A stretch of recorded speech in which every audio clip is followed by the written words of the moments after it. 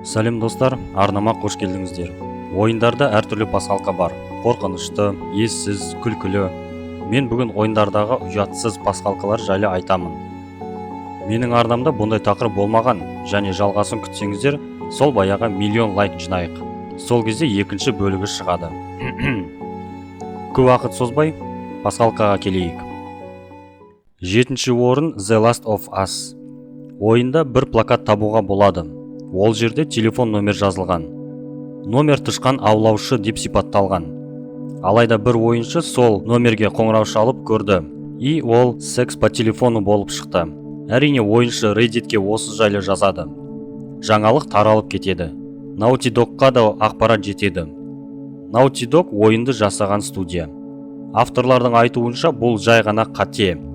Ойынға ондай нәрсе қосуды көздемедік. Міне авторлардың тікелей сөзі. Бұл суретшінің қателігі. Ол ойынға бірнеше номерді енгізіп, артынан 3-5-ке ауыстыру керек болатын. Келесі патчтарда номерлерді алып тастаймыз. Шынымен де жай қателік деді. Менің ойымша бұл кездейсоқ емес.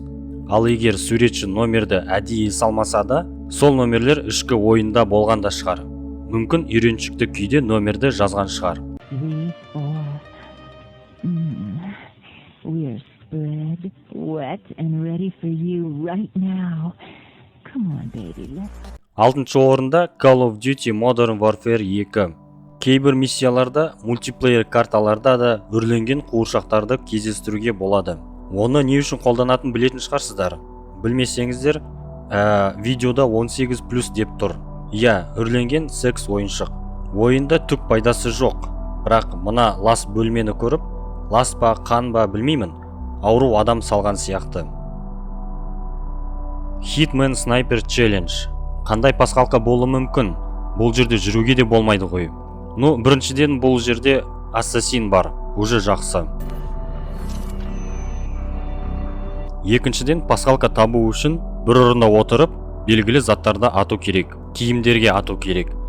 Бірінші киім фонтанның жанында. Не киін екенін түсінбедім, бас киімге ұқсайды. Дәрігерлер киетін. Ары қарай аюдың басындағы бас киімге атамыз. Ақыры бассейн жанында тұрған ақ аяқ киімге атамыз. Осымен болды. Терезеге қараймыз.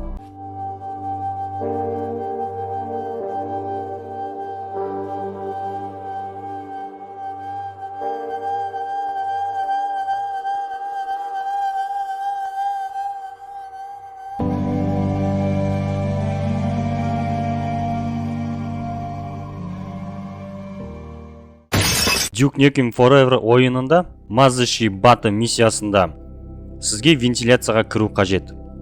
Сомен жүріп келсек, бір бөлмені көреміз. Бөлмеде 2 қыз бар.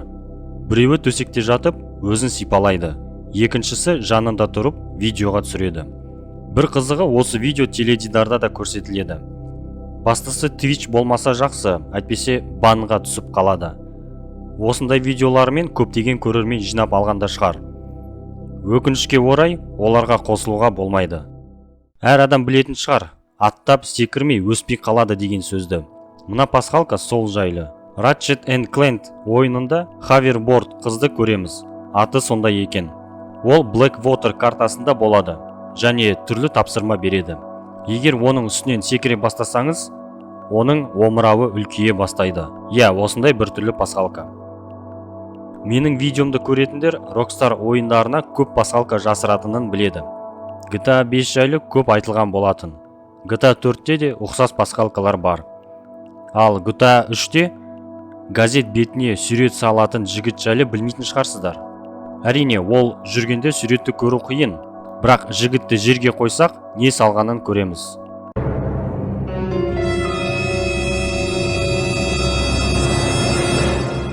Жаман емес. Бірінші орында Sin ойыны. Ойынды естімегендер көп шығар. Мен бұл ойын жайлы білген жоқпын. Ол 1998 жылы Quake 2 ойын движогымен жасалған. Ойында жасырын бөлмені табуға болады. Ол үшін шкаф есігін ашамыз. Бір кітапты алып, суперагент туралы кинодағыдай.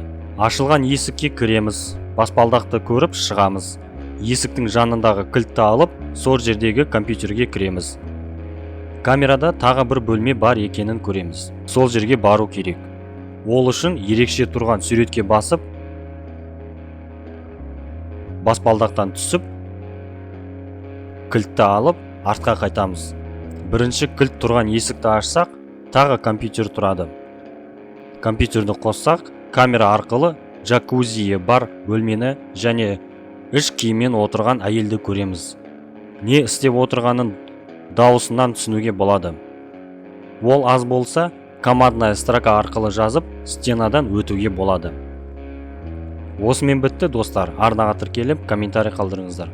Қазақша YouTube дамысын.